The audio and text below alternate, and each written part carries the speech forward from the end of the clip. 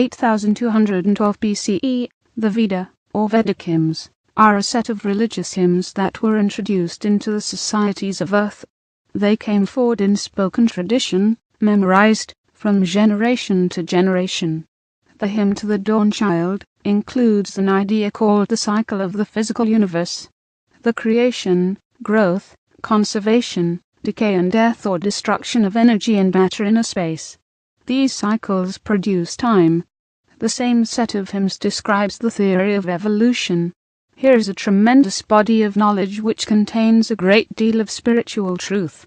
Unfortunately, it has been incorrectly evaluated by humans, and altered with lies and reversals of fact by priests, which are a booby trap to prevent anyone from using the wisdom to discover a way to escape from the prison planet. 8050 BCE, destruction of the old empire home planet government in this galaxy. This was the end of the old empire as a political entity in the galaxy. However, the vast size of the old empire will take many thousands of years for the domain to conquer completely. The inertia of the political, economic, and cultural systems of the old empire will remain in place for some time to come.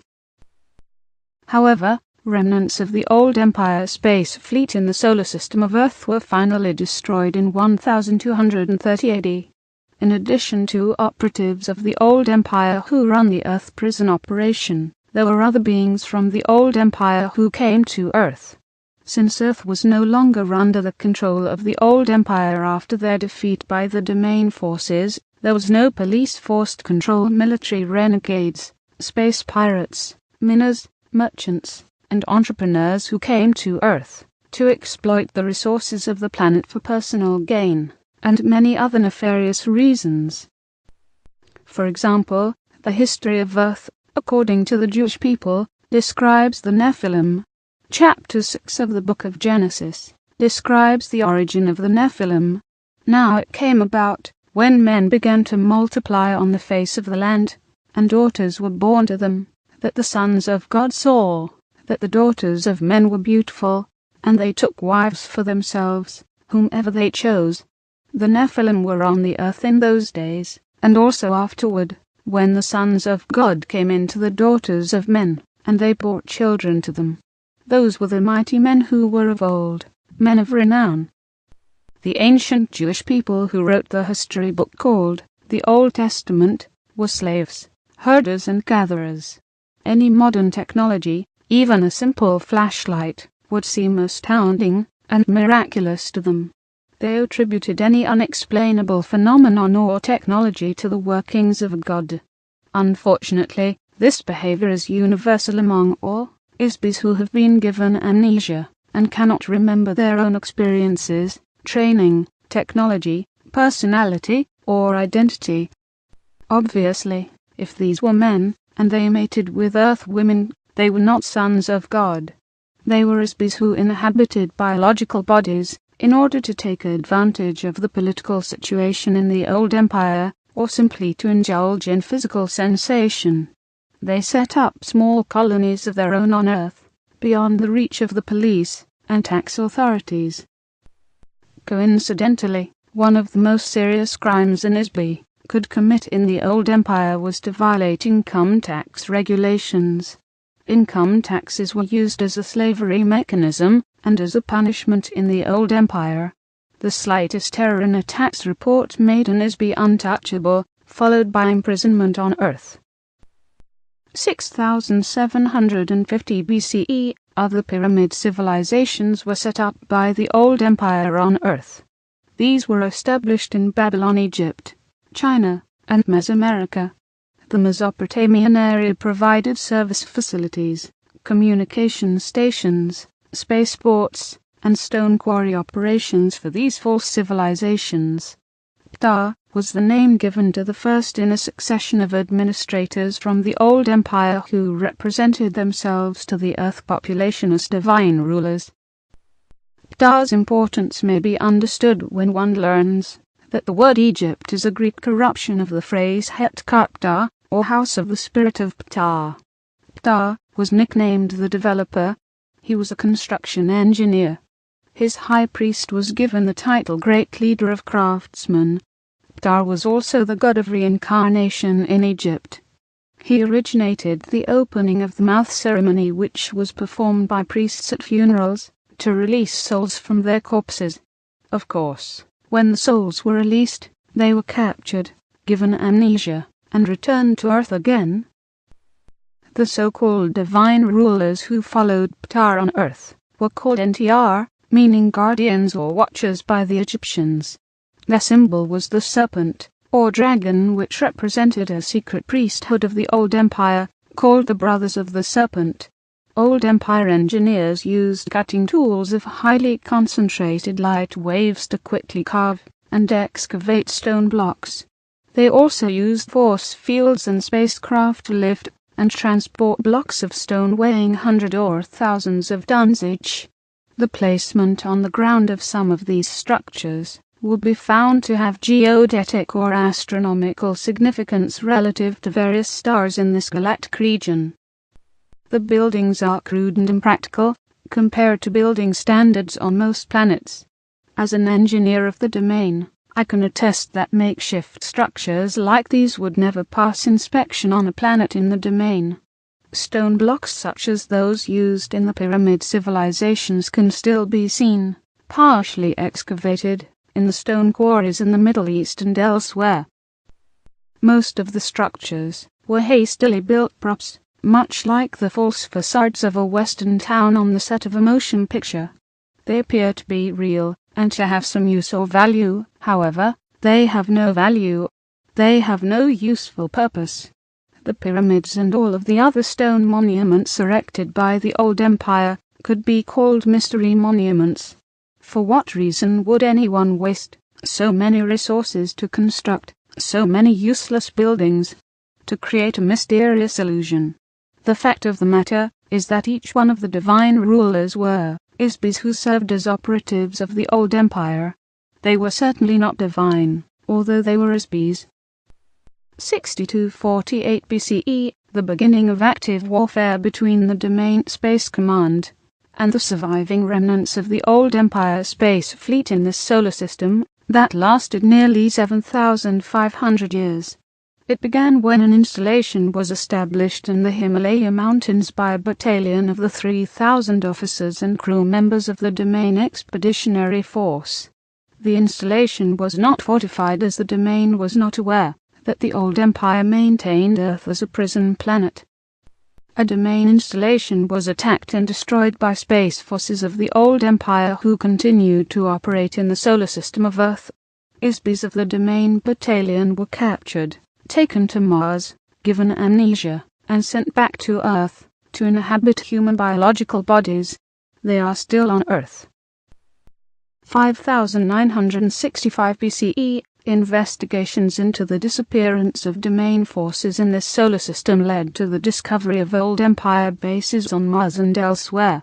A Domain took over the planet Venus as a defensive position against the space forces of the Old Empire. A Domain Expeditionary Force also monitors life forms on Venus, which has a very dense, hot, and heavy atmosphere of sulfuric acid clouds. There are a few life forms on Earth that can endure an atmospheric environment like Venus. A Domain also established secret installations, or space stations, in the Earth solar system. This solar system has a planet that is broken up, the asteroid belt. It provides a very useful low-gravity platform for takeoff and landing of spacecraft. It is used as a galactic jump between the Milky Way and adjoining galaxies.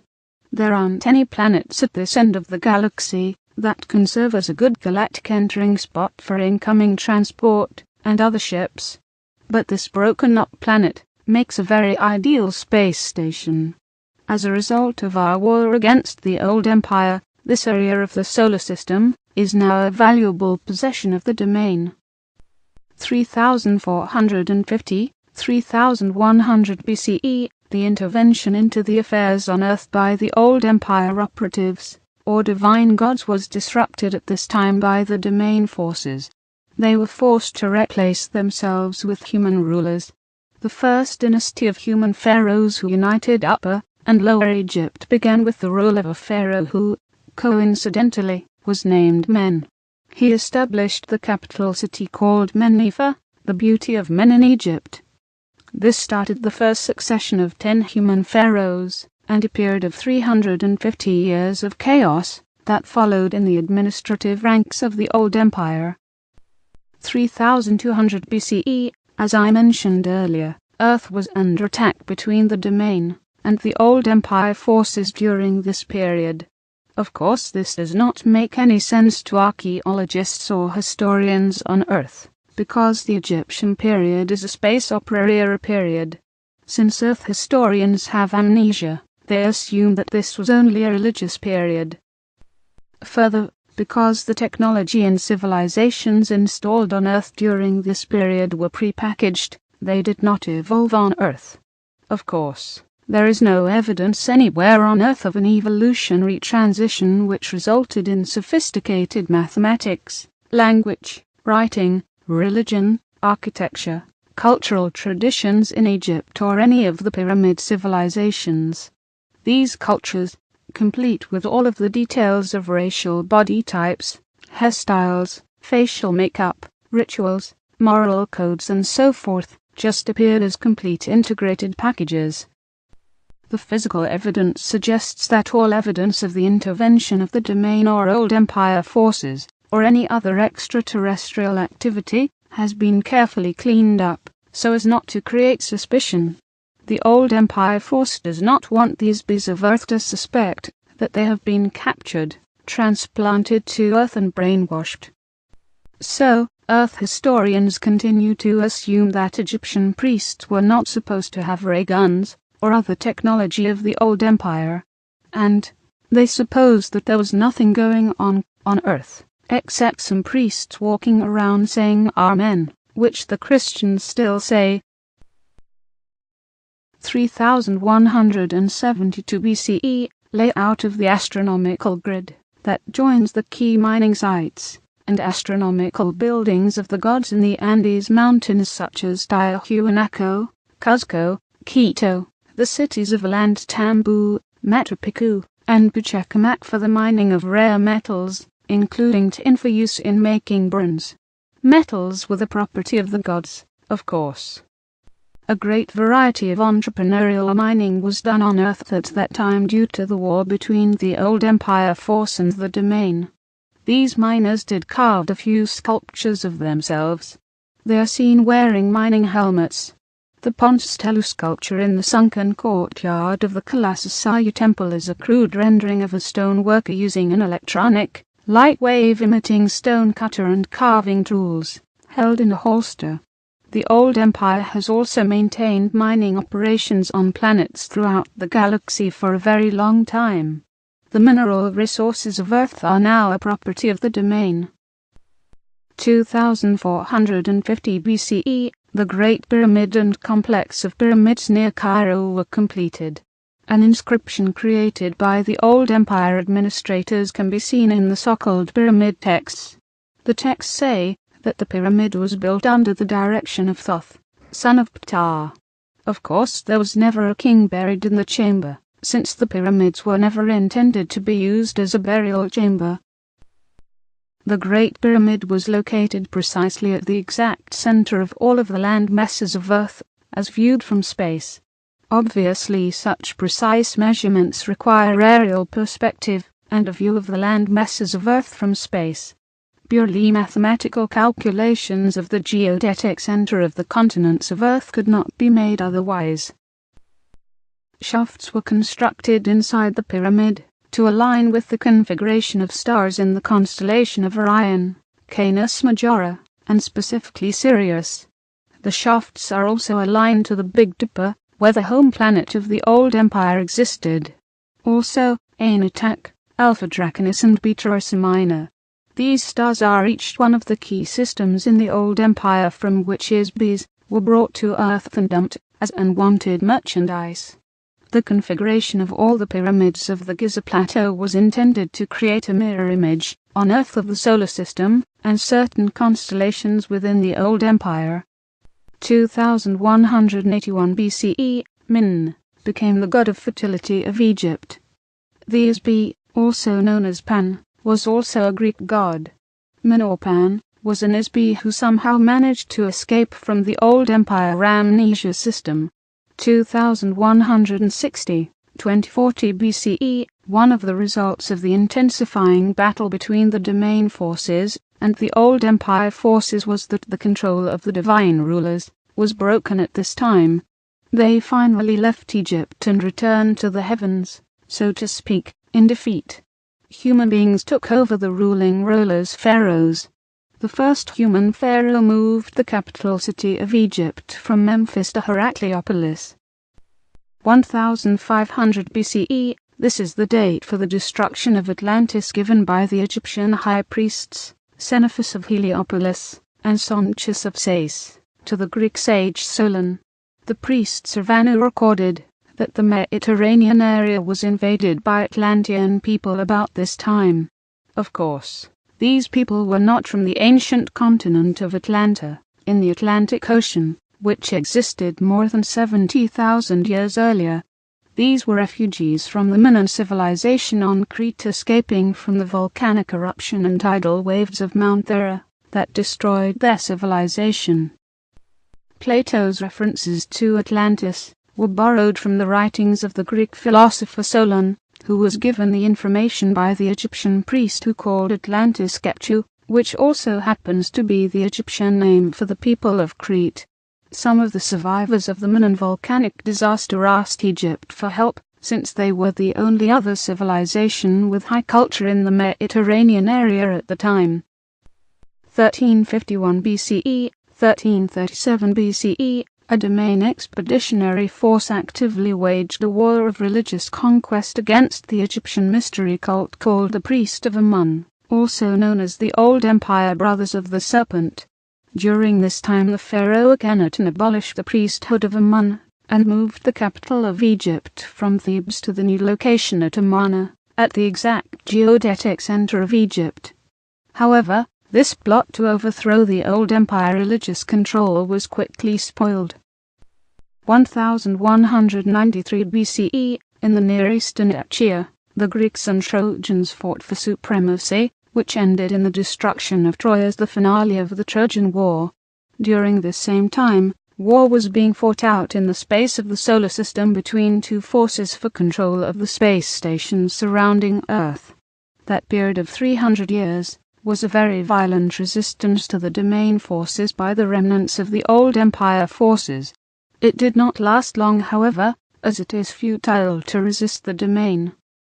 850 BCE, Homer, the blind Greek poet, wrote the stories the gods as borrowed and modified from earlier sources in Vedic texts, Sumerian texts, Babylonian and Egyptian mythology.